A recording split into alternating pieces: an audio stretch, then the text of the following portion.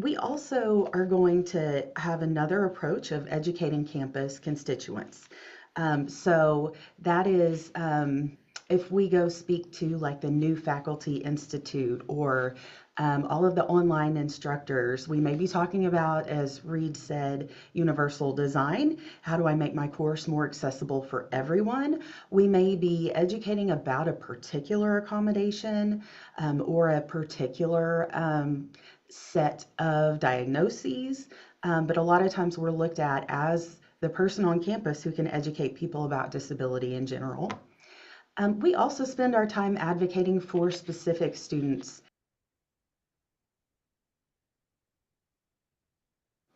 If we put an accommodation in place and we find that some follow-up is necessary, or we need to talk with the chef over in the cafeteria about that student's meal plans, or someone in residence life about a particular housing setup, then we're going to be advocating for a particular student in their situation. And then we're also usually assisting with general campus accessibility. So if there's a building project, we may be involved. They may ask for our input about, the approach to the building or some of the plans, if the hallways are wide enough or if there's room to turn around. And I will say it probably depends on your campus culture as to how much of your time is spent on these different items. I would say most of us are spending a lot of our time on that first one. Some campuses may get little to none of the last one, but I think what we're doing day to day is going to fall within these four categories somehow.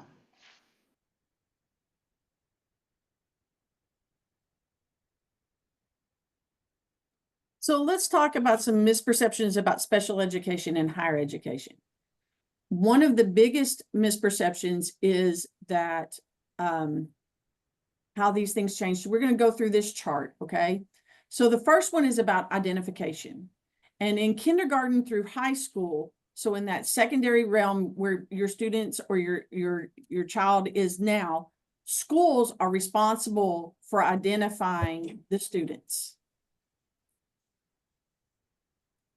So like on the collegiate level, this is where it's really different, and we run into a lot. Well, some students get into a little bit of trouble. They get really behind because they will come to our office and say, I did not get my accommodated test. I didn't get extra time, or whatever the accommodation that they may have had in high school. And our question may be, because we may not recognize them, is, are you registered with our office? And the answer is, well, I had accommodations in high school. And so students really need to, when they come to our office or when they come to the university or college, is they need to report to the Disability Resource Center, primarily because that information, 504, IDA, whatever, does not follow students into college. And honestly, some students want to go into college. Maybe they want to try it with a clean slate, go it alone, see what they could do.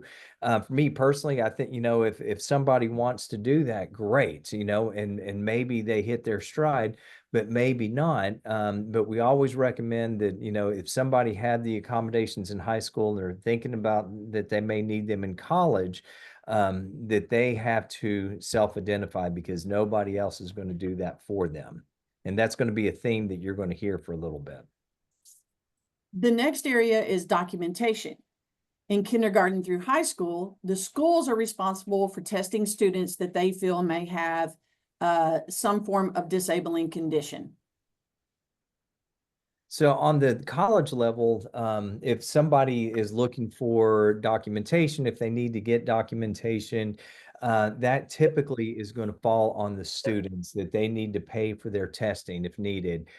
Sometimes there are, in certain circumstances, insurance might be able to help out. By and large, through my experience, is that I wouldn't necessarily count on that. However, programs like Arkansas Rehab Services has been really good working with us, and I'm not sure, about some other institutions, but it was said earlier, meeting up with Arkansas Rehab Services, may be very beneficial.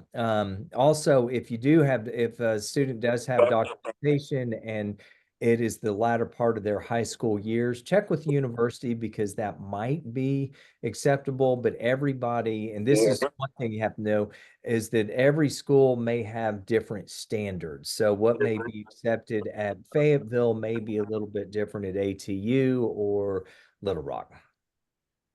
I'm going to interject really quickly. If you are just joining us, please mute. I've got a lot going on and I don't want to have to do that. So if you guys can please mute so speakers aren't distracted. Thank you. And I want to interject real quickly as well, that if it is a physical diagnosis, school districts can't diagnose those. So those records are going to have to come from your healthcare provider. If it's a psychiatric diagnosis, the school districts can't diagnose those. So that's going to have to come from your mental health provider. So just know that that's something you may have to look at securing. And thank you for that. And and if you go meet with the disability office, they will let you know what they need. But that's a good point. Thank you, Robin. Okay, next is services. So in kindergarten through high school, schools are responsible for any needed services, and the school must provide whatever services will help the student succeed in class, testing, and any school-sponsored activity. The school must provide individualized tutoring if needed. I'll take this one. On the college level, students must seek out services. The students allowed only certain accommodations in the college classroom and in testing, and the students must seek out tutoring if needed and may be charged if the university does not provide tutoring to all students. Next is communication. In kindergarten through high school, schools must communicate with parents at a regular interval, for example, those students' progress reports, IEP meetings, and parent-teacher conferences. And on the college side, colleges aren't allowed to contact parents without the student's permission. One thing you'll hear as you have students that are starting to go into college is FERPA. So every school has FERPA requirements, and if you want to be able to at least get some limited information about your student, you would encourage your student to fill out a FERPA requirement. The different schools have different information about how to do so. So like our registrar's office holds that information, has information on what the student needs to do. They sign into their student account. But please also know, even if we do have permission to speak with you, it's still like Reed was sharing, we still need to hear from the student. It still needs to be student-led. So if the student needs accommodations, we're not looking for the parents to reach out to us about that. But you can, if you need some information, at least some limited information, are they connected with your office? Can we, how do we get them connected? Then your student would, we can give you general information without your student giving you permission. But if you want other information, then you would have to just make sure that your student has given you permission on FERPA. And that's usually every year. So it's not a one and done thing, just to know. And I'd like to add here that just because your student allows you to have some information doesn't mean that the school is going to proactively reach out to you as the parent and give you that information. We're not rerouting all of the announcements from the registrar and financial aid. Your student still needs to be engaged in their email account. They still need to know what's going on, because we're not going to come proactively find the parent and tell them what they need to know. It's more that if you call us and ask about something in particular, we're allowed to discuss it with you. And I'd like to interject also that students aren't required to sign it. Mm-hmm. So I have had instances where students refuse to sign that. Therefore, parents could get no information from our office. So please understand that it's their choice to do that. That has happened here a few times. Moving on, accommodation arrangements. In kindergarten through high school, schools must develop a formal plan, and it is the school's responsibility to track the student. And that's also different in higher education setting. That's across the board. The way a student requests accommodations may look slightly different at each school, but the student still has to request their accommodations. So once they have those in place each semester for each course, they have to request to use them. And then that oftentimes also requires them to have a conversation with their instructors. And that's just so that they know how those accommodations are going to be implemented for that particular course, because it may be different for each type of course. Especially when it comes to testing accommodations, there may be a variety of ways that those testing accommodations are implemented. So it's really key that the student is aware of that and knows how to have that communication, and then lets us know like if we need to assist with that, because we're always here to help them talk to their professors. But that's one thing that's different, and kind of along that same line, instructors talking about like IEPs. And in K through 12, you know, those teachers are usually very involved in that process, but that is not the case in higher ed. So even when they're having those conversations with their professors, students should also know they need to talk about their accommodations, but they need to keep their disability information because instructors don't have that information. Okay. And yeah, and I was going to jump in real quick if that's okay. I think this is a really important aspect of the student's accommodation process. Even though we've gone through the formal, the meetings, the proper information has gone out to the professors. My experience, and also talking to a lot of colleagues all over the country, and I think everybody on here would agree, is that a lot of students have a hard time speaking to professors. I mean, somebody's 18, 19 years old, they're coming straight out of high school and they're meeting up with a seasoned professor. You know, it could be a little bit intimidating.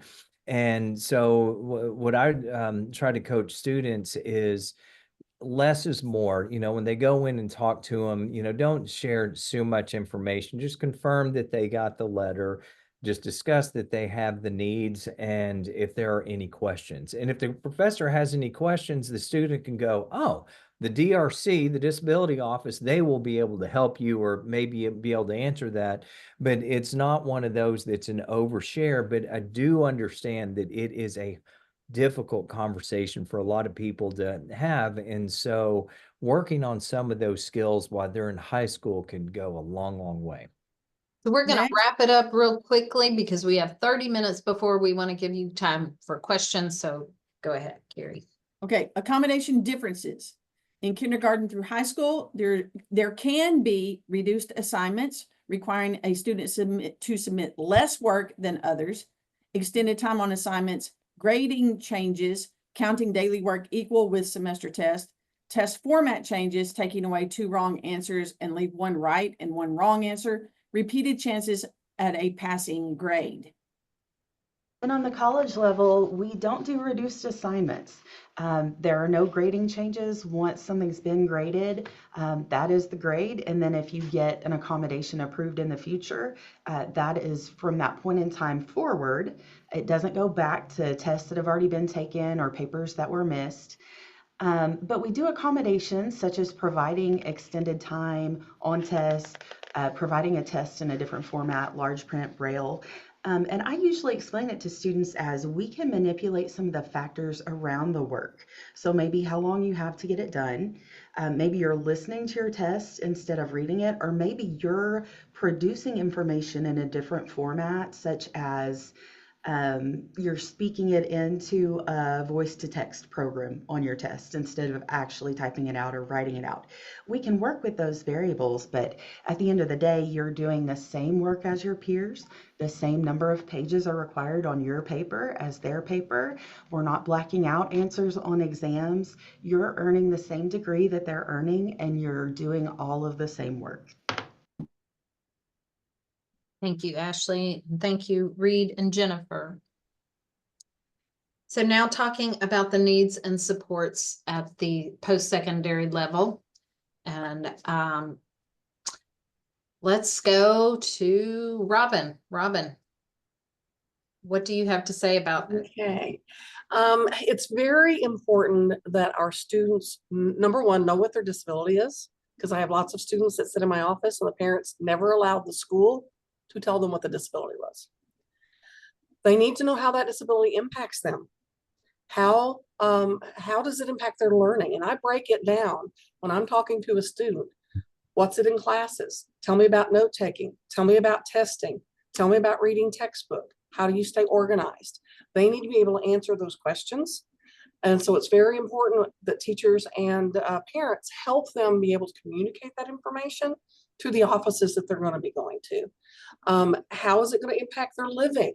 If they have a particular impairment to where they're going to be with a roommate, you know, in a four-year college, most of us have housing.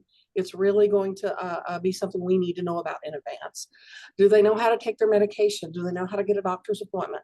All of those independent living skills they need to have, because parents aren't always going to be there to help them with that. How do they learn best? And that question right there is the one I get where the students don't have a clue most of the time. They have to stop and think about it. So let's look at what we've tried in the past, what worked, what didn't, and let's use those things that work to move forward.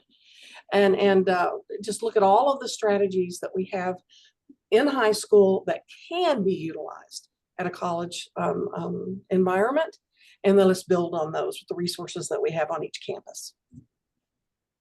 Jennifer, Reed, Ashley, anything you guys want to add quickly so we can stay on time?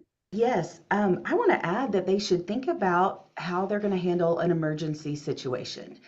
Because students haven't had housing typically in K-12, they might not think about how they're going to get down from the third floor if they have a mobility impairment, or the fact that, if we have an emergency, someone pulls the fire alarm, our elevators just open on the floor that they're at and they're not in use. They won't take you down. So even if you think you're okay on the third floor because your building has an elevator, how is that going to work if the fire alarm is going off? So I would encourage students to think about that and parents to discuss that with their child. And if I could just add one thing real quick, another thing that we don't often talk about is what are the mental health impacts on students with disabilities, especially with learning disabilities? Our offices, we don't necessarily talk about it that much, but it is important. And there's a lot of research that suggests that there's a higher level of low self-esteem with people with, especially with learning disabilities and other disabilities. So, what sort of supports are going to be available on campus to be able to address some of those issues? And that's something else you may want to think about.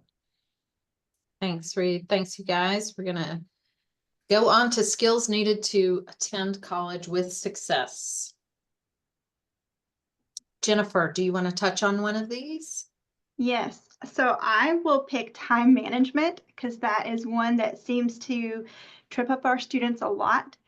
Accommodations, I will say, generally aren't meant to help you manage your time better. That is something that is a skill that you will need, the students will need to learn. There are also resources on a variety of campuses. So like our campus has a student success program that has some peer mentors that can do some academic coaching and help students to gain those time management skills. But no, you're still required to, even if you have maybe some extra time on assignment, you still have to make sure that you understand time management and what it's going to take for you to do for each task. So going back to what Robin was saying about preparing your learning style, generally speaking, know how long, if I have a reading assignment or a writing assignment, how long does that generally take me to do? You may be expected to start ahead on that assignment prior to your peers. And I know that's something that a lot of students struggle with, is understanding that, yes, you may have to spend more time working on your assignments than your peers who don't have disabilities. That's just the nature of what happens, at times. And so that is a big area, I would say, as a need for a lot of our students is having a good understanding of time management. Okay, Ashley, you want to touch on study skills? Sure. So in terms of study skills, a lot of times when I'm asking students, what is it like for you when you read a chapter out of a textbook? I get this blank look, because in high school, they were literally never asked to read a chapter and do anything with it. They just listened in class. They were able to get enough to be able to take their tests. And so I would start challenging your seniors to do readings and responses, or something that encourages that independence in study, versus them coming here and they've never even thought about reading a chapter. So that's what I think of when I think about our students and the study skills. I'll also take technology and research skills because I think that students sometimes come in not knowing how to navigate an LMS or a learning management system. And we actually had this situation on our campus last fall. There was a student who was referred to us around midterm, and he had been going and sitting in class and doing everything that was passed out in the classroom, but there was a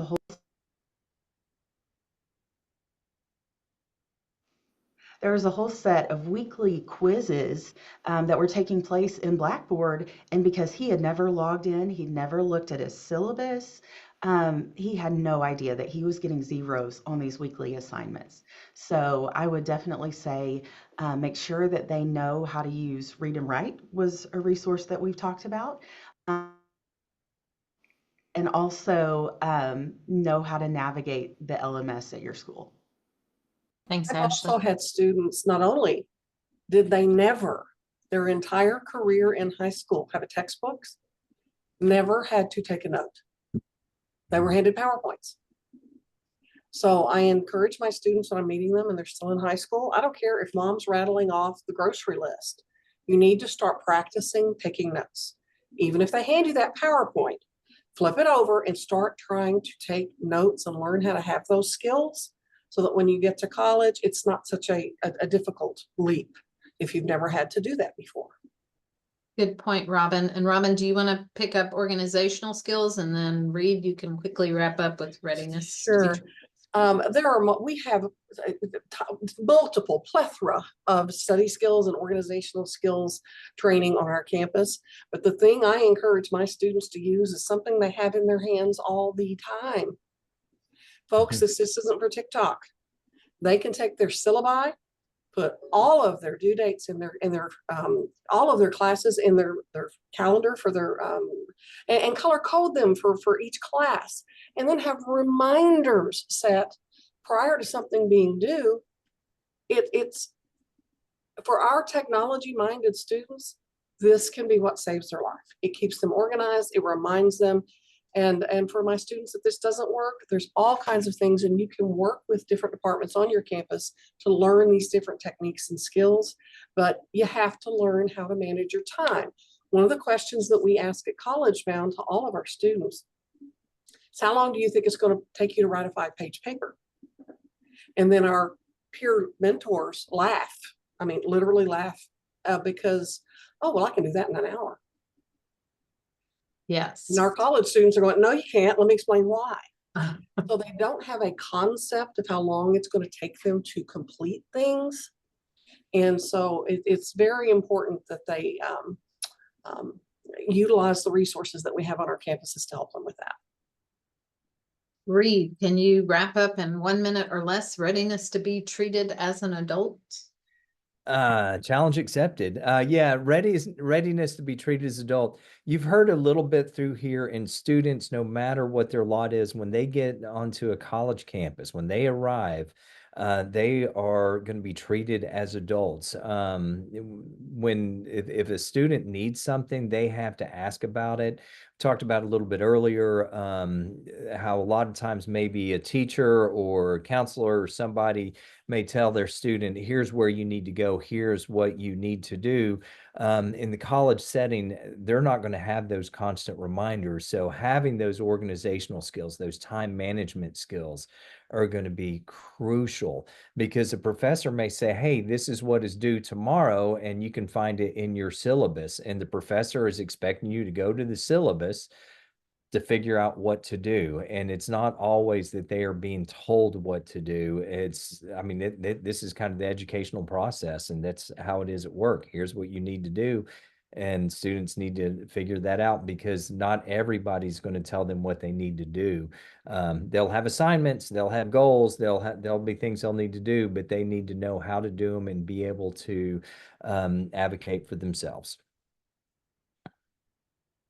Okay, and we have just a couple of minutes to touch on other skills needed. Ashley, how about self-advocacy skills? Sure. The thing I noted here is that students need to know when to request something different. They also need to know what to request. They may have had someone telling them, here, try this their whole life. Say they're taking a different type of course, they're in a lab class with activities versus a lecture. They may need to get with Disability Services and request a totally different accommodation than something that was approved early on. Robin, you want to hit on academic preparedness? This is the conversation, what started all this when Carrie and I were talking months ago. When I worked for the department, Missouri Department of Elementary and Secondary Education for 23 years before I took this position. I attended between 100 and 150 IEPs a year. And what I found is when schools are presenting documentation to parents, they're doing it with percentiles and ratings. And unfortunately, unless you're trained on how to read those scores, you don't really know what we're looking at.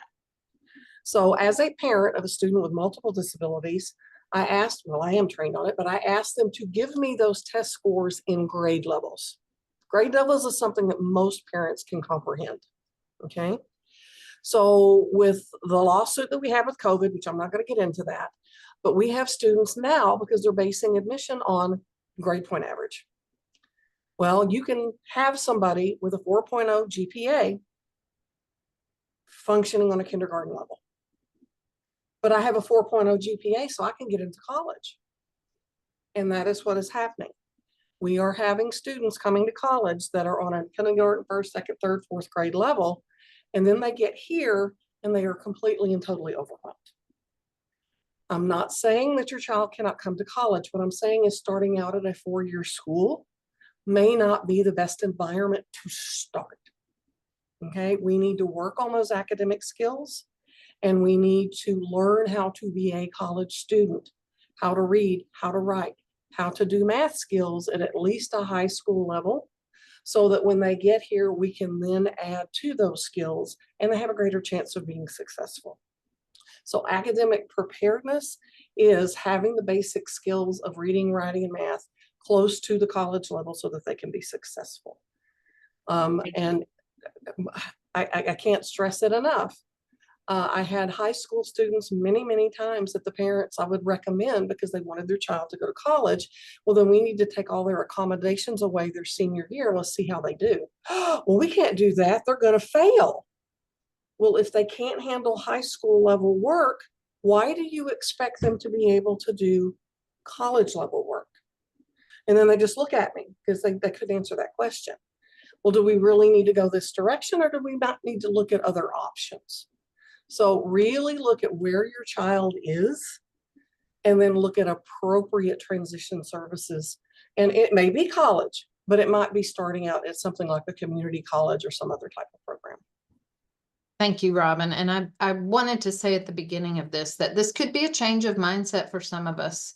Sometimes we get so focused on, we go to high school and then we go to college, but we need to be open to the other options and what's going to help students reach their goals and be successful. So it's not always college. We hear that all the time. College isn't for everything. So I'll ask Jennifer if you want to wrap up really quickly on campus resources. So I would say you're going to hear about a lot of different resources. If your school has orientation the way ours does, there's a whole lot of information given in a whole lot of time, and students go away with it not remembering any of it. So I would say you're going to get a lot of information. You're going to get a lot of pamphlets. Usually there is some paper that you get. I know other places are going more digital, but you get a lot of information. Go back. Wait like a couple days, don't go immediately, but go back through, look through all of that, and just know where to go when you need something. You may not know a whole lot of information, but you can also know which website do I go to find all of this. We have a comprehensive list on one of our websites that includes all of that information. At least know that where you go when you need something, or asking your professor like, hey, where do I go to get this information? It's usually included on your syllabus. Usually first day of class is going over a whole lot of information, including resources on campus.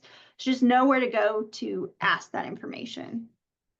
Thanks, Jennifer. And I'm going to sum this slide up so we can move on and get everything covered we want to. Just take a look at these. You will have these slides. This is what's going to give your students an advantage if they are able to do these things, understanding their situation, recognizing resources, everything that we've touched on. So just review that slide when you get these. And now we want to talk a little bit about, as you can see, we're moving quickly because there's a lot to say and we have so limited time. So we may do a part 2 to this, but how can you better support your child or student when they are preparing for life after high school? So just making sure the student is involved in the transition planning process is huge. They should be directing where their plan is going. So if they're not involved, if they're not attending IEP meetings, find a way that they can participate actively in those. And we have resources on our website for student-led IEP meetings. Schools, you have an opportunity to join our next cohort in the Goal Setting Challenge app, Self-Determined Learning Model of Instruction project. Contact your consultant for more information about that. And having parents involved in the secondary transition process is also huge. They offer the most valid input of anyone, the best information. So really making sure that parents are a part of that assessment process. And then the summary of performance, that's something that all seniors are supposed to leave with. If we were to ask each of our higher ed representatives here today how many they have gotten in the last 5 years, many of them might say 0 and some might say 1. So this is a tool that's great for students to be able to talk about their needs and communicate that with higher ed institutions so they understand, oh, okay, that's why you need that support. I think that's something we can help you with. Other things in their senior year, when they are going to visit campuses, if they're visiting campuses, they need to make an appointment with the office that will provide them with their accommodations and their supports. That's one of the things you have to create, is that rapport. If there's no rapport, consider where you're going. They need to have the opportunity to practice those communication skills, those advocacy skills. This is who I am holistically, and only one part of it is a disability, but it's an important part for my academic success. They have to learn those skills. Connecting with Arkansas Rehabilitation Services, they could potentially assist with funding of education and training, and that is not just four-year colleges and universities. That's education and training as the holistic big picture. So we want you to remember that. They're not a scholarship program. They're an employment training program, okay? And then lastly is College Bound Arkansas. We're going to be in year 19. It's this summer. It's June 2nd, 3rd, and 4th on the College of the University of Central Arkansas. We take 30 students. They go through a whole 3-day process of kind of getting their feet under them when it comes to being a potential future college student. And that is for any student who is currently, so right now today, they're a 10th grader, an 11th grader, or a high school senior. And these are some other supports that are already available to all public schools in Arkansas. Read and Write and Equatio, all part of Text Help. Educators or counselors on this call, if you do not know about those, please contact us or your transition consultant, and we can help guide you into how to use those tools that are even available. I know that students at the college level are using some of these, so they can help set our students up for success. And then I will let you all from higher ed take it over with strategies that they can be doing now in school to get informed. I'll talk a little bit about TRIO. TRIO is a federally funded outfit that's on many college campuses. I know UALR has a program here. I think Fayetteville, Arkansas Tech, and UCA, I think you all do. When I was a student, I went through the TRIO program. But what they do is they can help students with a lot of services, especially some like academic coaching, tutoring, preparedness, all the things that we have really talked about. They can give help students have like their own accountability. And so sometimes we lose a lot of that in college. And I think everybody in here probably knows when you get into the college, it is a completely indifferent environment. And we think we have all this free time, but I think TRIO has been just a wonderful program for a lot of students. You do have to qualify, and just so there is a process since it is federally funded. But if anybody else has anything to add to TRIO, I could talk about them all day long. I can say it's made a huge difference for several of our students. So part of TRIO is working with first generation students. Part of it is working with, I think, low income, and then part with students with disabilities. And we had a couple students who in particular just weren't used to having to speak up at all. They had accommodations, but they just needed a little bit more. And so while we have peer academic coaching, TRIO is a little bit different from that.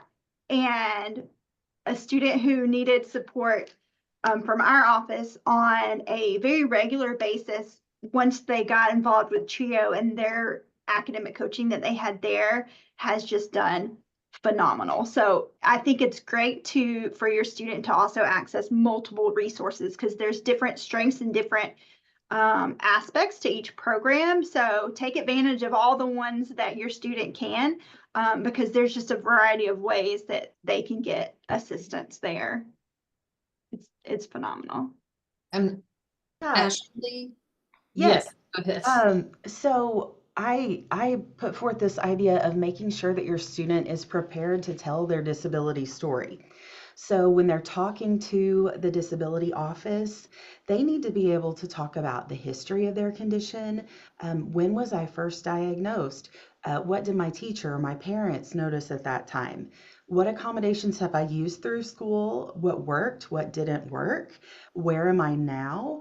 And then what do I anticipate needing on the college campus that also includes other programs such as housing, such as meal plans, sorority life, all of those things. So I would really coach students to being able to tell that story. I would also coach them in like their elevator version of their story that leaves out diagnoses if possible. And that's the one they're going to talk to their professor about, maybe talk to their peers about.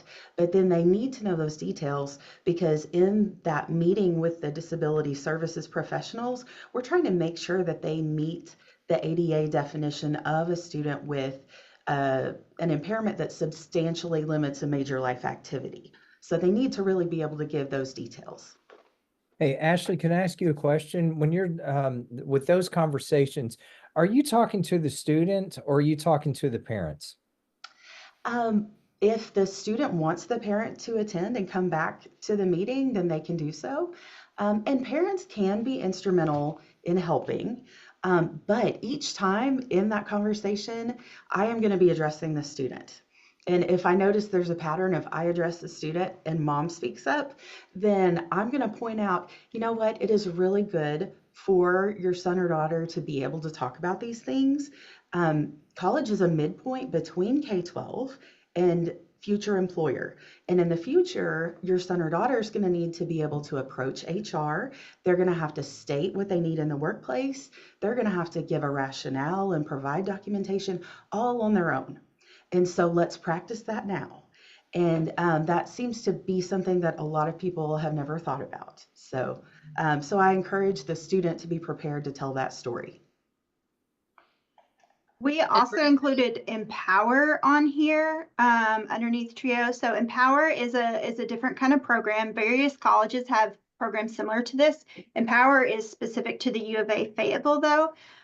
Empower is one of those comprehensive transition programs that Bonnie was talking about previously. So it's not for students that, or I would say it's for students who otherwise wouldn't be admitted into degree seeking programs, or if they are, like Robin was saying, they may not be ready for that, or they may not ever be ready for it, and that's okay. So Empower is, it teaches independent living skills. It gives them a college experience. They do typically live on campus for 4 years, and they participate in all the other things that other college students do, but they're not in a degree seeking program. And so if they're in that program, they're not generally working with our office, because everything's taken care of through the Empower program. So that's just one of those examples of a comprehensive training program that's outside of typical traditional higher ed.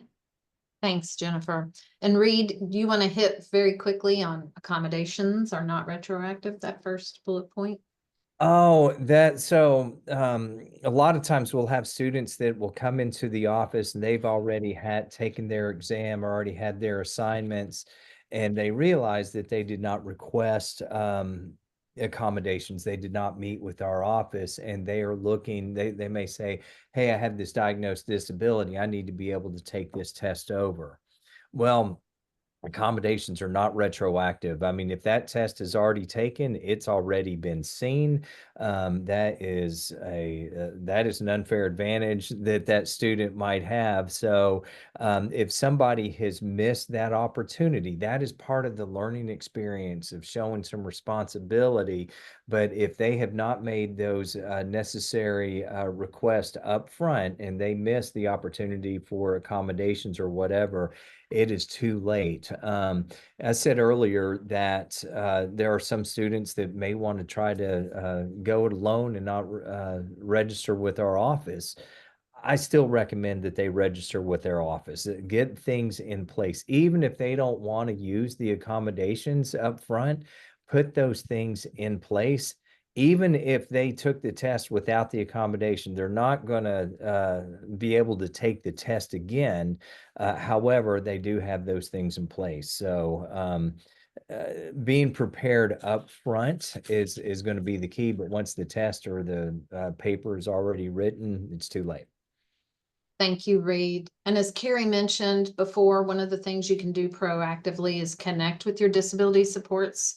You are looking at different colleges, give them a call to find out what they can provide. These are some benefits of meeting with disability support services early. I'm going to let you guys give you a few seconds to read over these, and then you will have these slides, as I said before, but definitely making that connection early. And these are some tips and advice from all of our content experts who are on the call, what they recommend. And I'm going to, again, let you read over these because we promised to leave the last 10 minutes for your questions.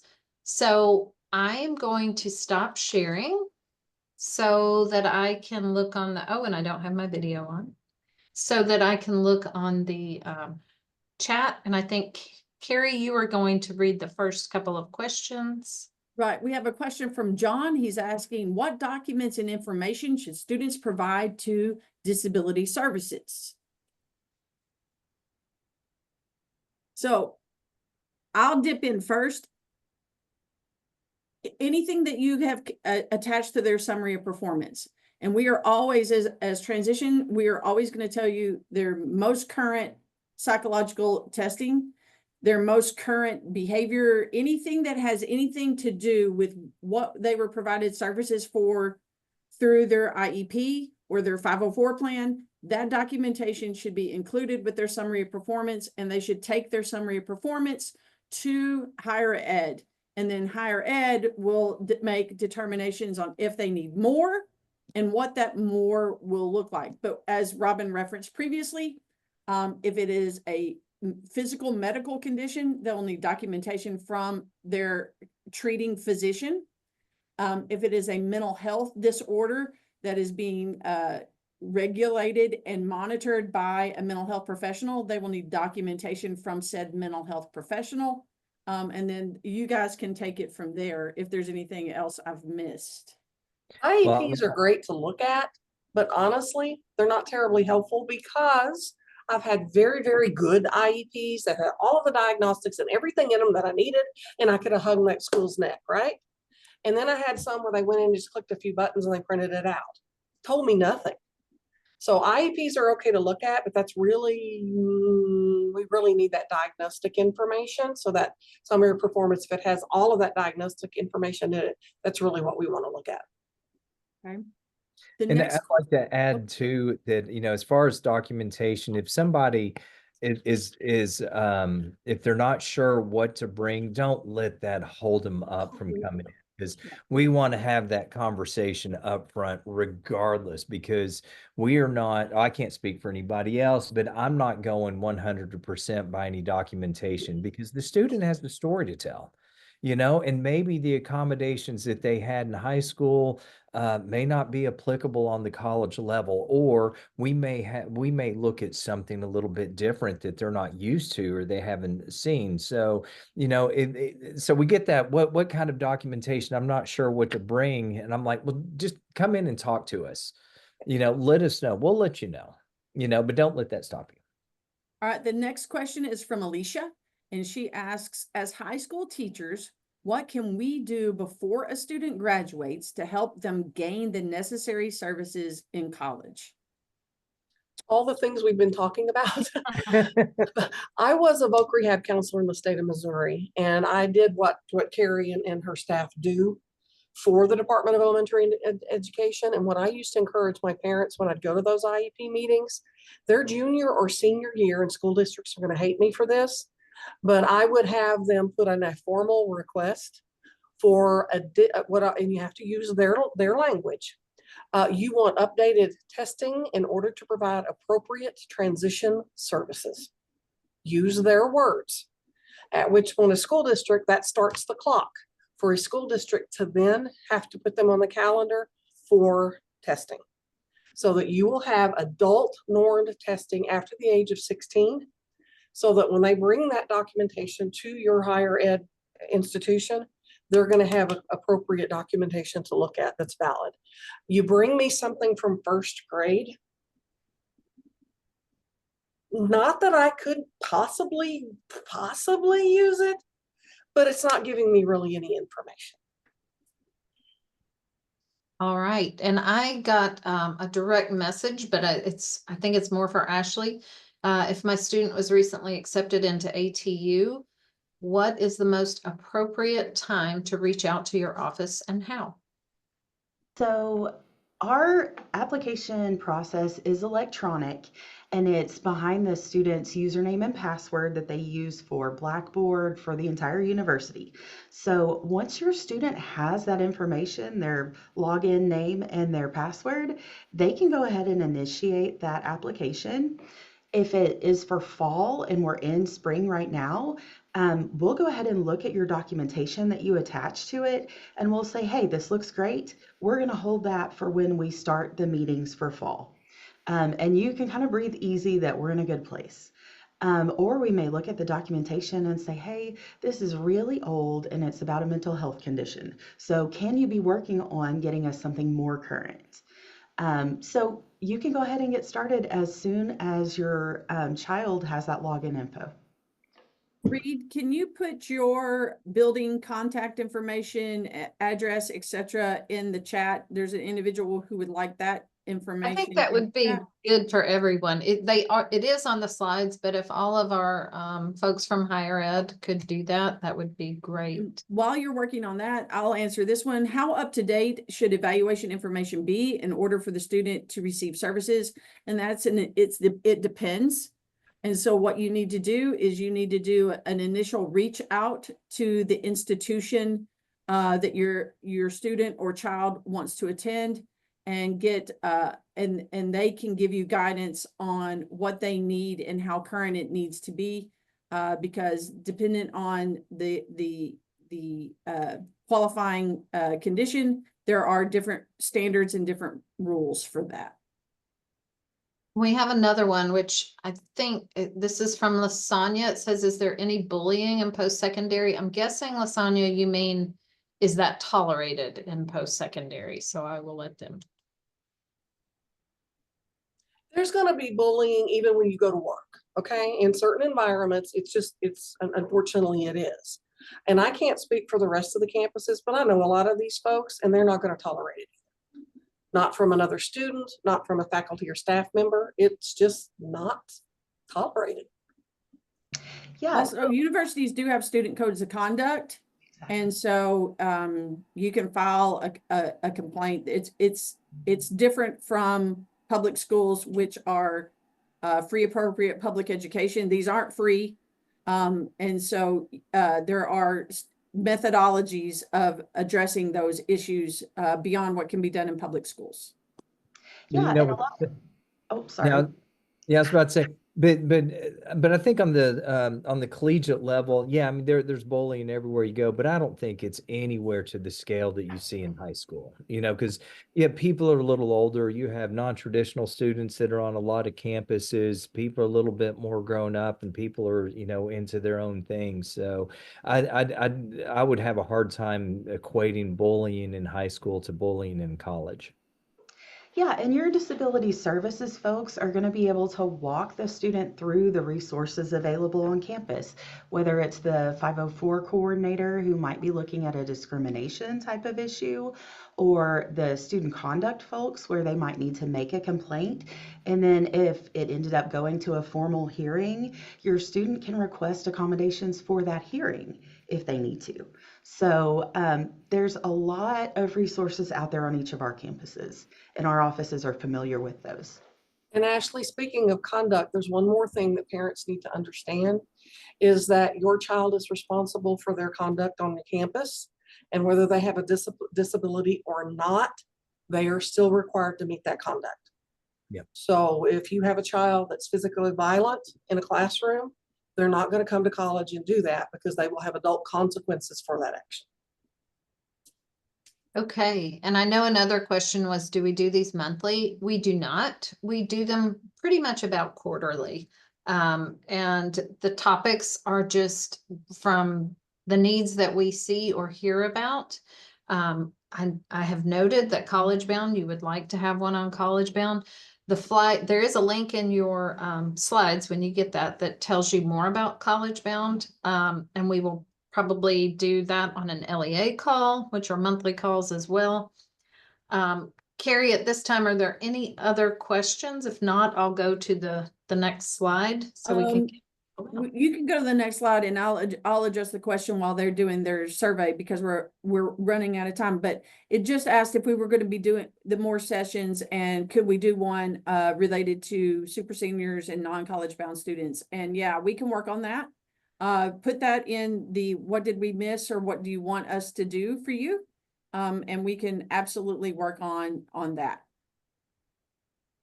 All right. And wow, we're right on time. We didn't have a minute to spare, but I put this link in the chat. So please go to that link.